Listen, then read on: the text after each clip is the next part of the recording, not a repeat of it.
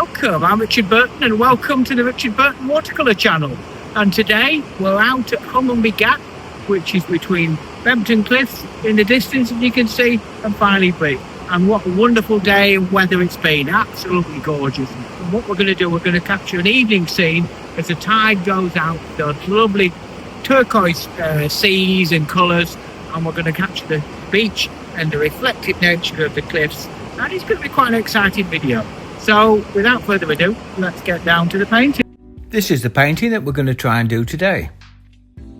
Okay, well, as well as a lovely beach, we've got these wonderful clay cliffs, when you can see the redness and the orange and colours, and it transitions through to the chalk cliffs at Bempton and Flamber with their distinct white chalk. So the first thing, we're going to get the drawing in, and I really like the idea of having this transition between the cliffs as we go into the distance, and then also capture that wonderful expanse of beach and the sea coming in, or going out as it actually is, in the evening light. Okay, so now we're going to get the sketch in, working on the horizon, which is just above over centre, and then going to get the cliffs that come forward through to the chalk cliffs, through to the clay cliffs in the foreground, and they're going to be split into sections. Filey Brig through to Bempton Cliffs and Speeton is a wonderful view. It goes on for miles and miles. You've got lovely colour.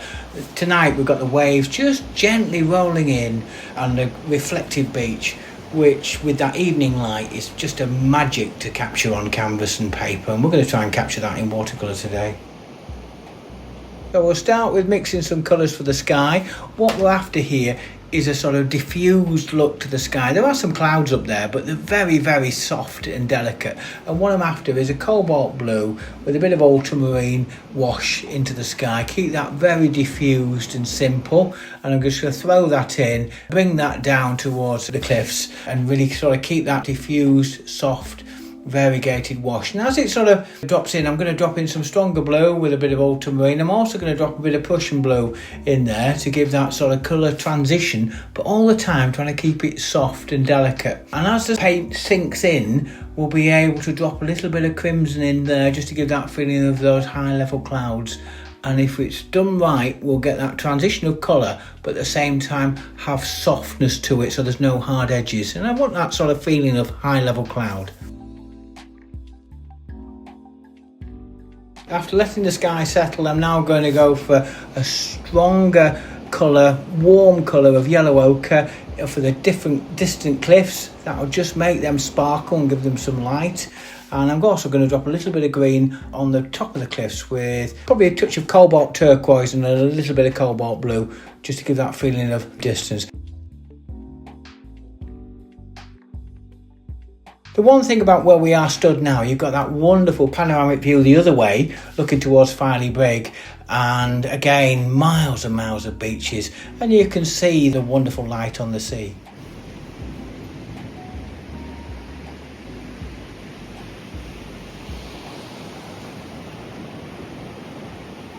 Now we move forward from the distant cliffs into this sort of middle distance, the clay cliffs. As you can see, those sweeping clay cliffs. And what there is, there's that sort of sun that's on them, and there's a lot of red in there. So I'm going to exaggerate the red by using cadmium orange and a bit of a cadmium red to try and give that sparkle colour. It might feel a bit rash at first, but hopefully it will settle into the painting and we'll be able to capture the light. In amongst that, I'm going to drop some green, which is going to be sort of Prussian blue and raw sienna with a bit of cobalt turquoise, just to give that transition. You can see that transition from the clay and the green cliffs. And as I come forward, I'm also going to drop some blue into there to give some shadow, and try to do that on a moist surface so you get that little bit of transition, but at the same time the colours hold their own. So as well as capturing the colours, I'm also trying to capture that mood and atmosphere, and you can get a feel for the heat haze in the day, and you can see that in the distance where the clay cliffs disappear and the chalk cliffs catch the sunrise, and there's that element of heat haze, and I'm going to use some Chinese white in there just to try and capture that sort of feel. So now then, as we work to the next stage, what I'm going to do is start to add some shadows into the distant cliffs to give that sort of feeling of definition to them, and that's going to be really around cobalt blue and a little bit of light red, and drop that in with my first stages to sort of pull out the shape.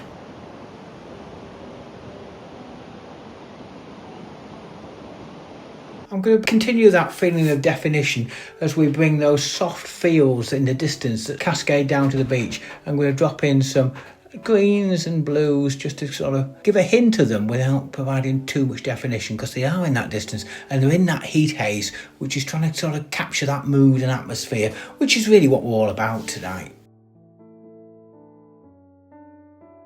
Okay, so now we're going to continue and add some sort of definition to the cliffs on the right hand side by adding some sort of purple colours in there, just to give that sort of shade to bring out this highlights. And it's just a gradual process. Get those colour tones stronger in the foreground and softer as you work into the distance. Colour wise, I'm going to use sort of ultramarine, alizarin crimson with a little bit of yellow ochre just to sort of grey it off slightly, but trying to keep it bluer in the foreground and a little bit darker in the foreground and have that transition through into the distance.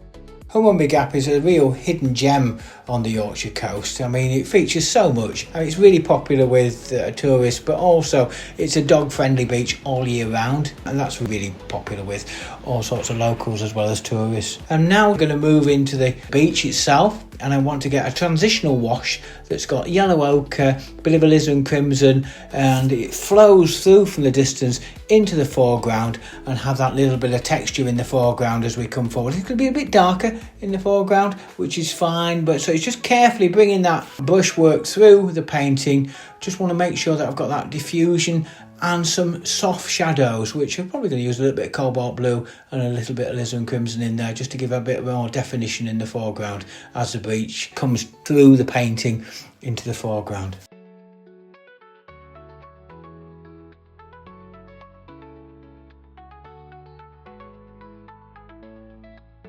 What's noticeable now is that soft, you can see that soft heat haze in the distance, and also as it comes across we've got that brightness in the waves. Even though the waves are quite gentle, they're really bright, and you've got that turquoise and strong colour in the sea.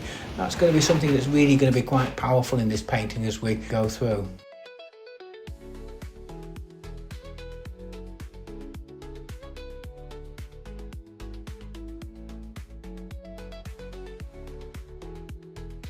And now for the crucial part of this painting, which is the sea. We really want to capture that turquoisey, wonderful blue, and that's going to be sort of like ultramarine blue with a Prussian blue sort of combination really, which I'm going to drop in quite strong, and it's going to cascade up to the underside of the cliffs.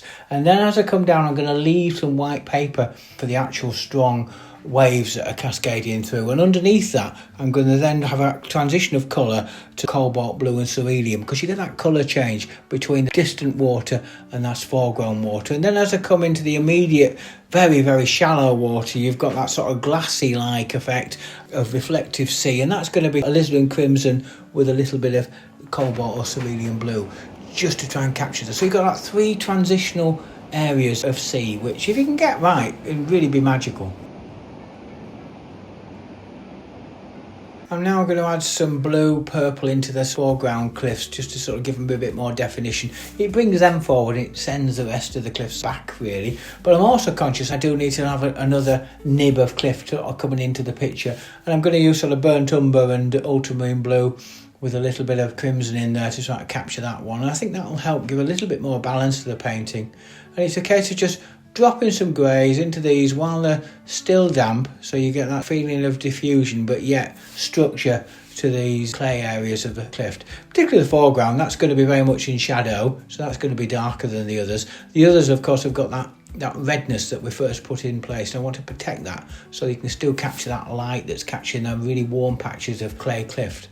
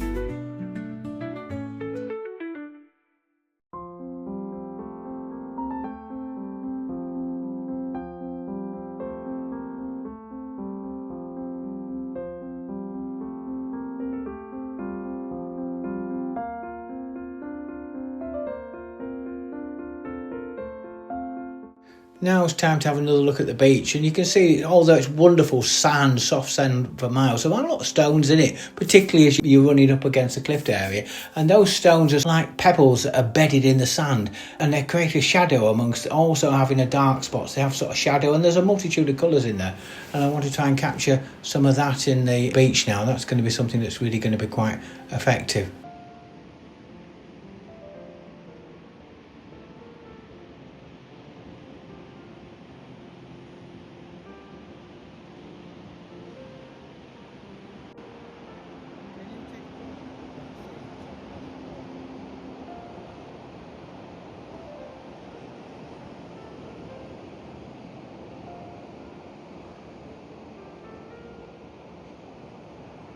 And now at the stage where I'm getting to the point where I'm adding some detail and a little bit of definition to the cliffs and the beach and the stones and the pebbles, and just trying to overall just get a feeling for that foreground that leads your eye into the picture in the distance. Obviously we've got some figures to put in, and we've got a little bit of interest with the dogs. That's something I'm going to pick up in the studio later. But in the meantime, we can get the bulk of this painting captured, and we'll really capture the mood and the essence of this wonderful evening.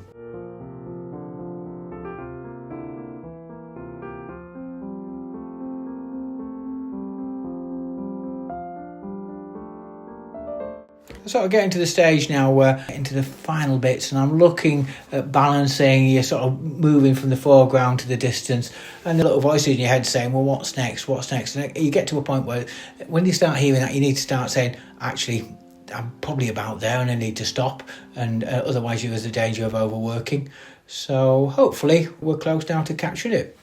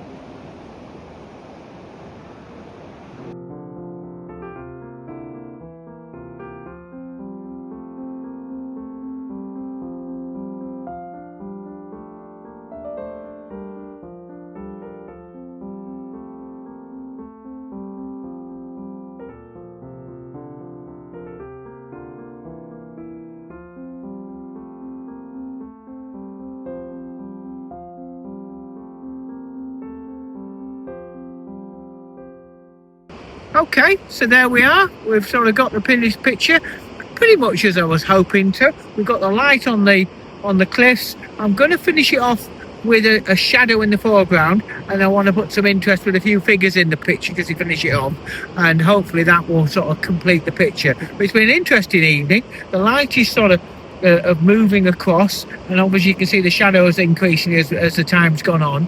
It's a lovely evening though, in the sense of the really strong light on the cliffs, and we've got that lovely sort of deep colour in the sea.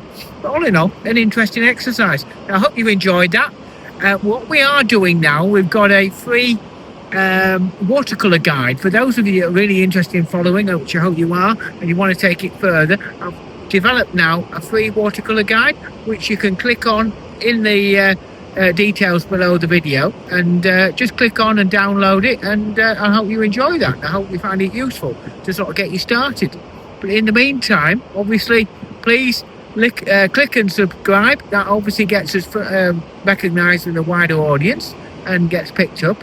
And now from a really sort of sunny evening at Hummonby on the Yorkshire coast, I'm going to wish you goodbye and say hope you enjoyed that, and keep painting.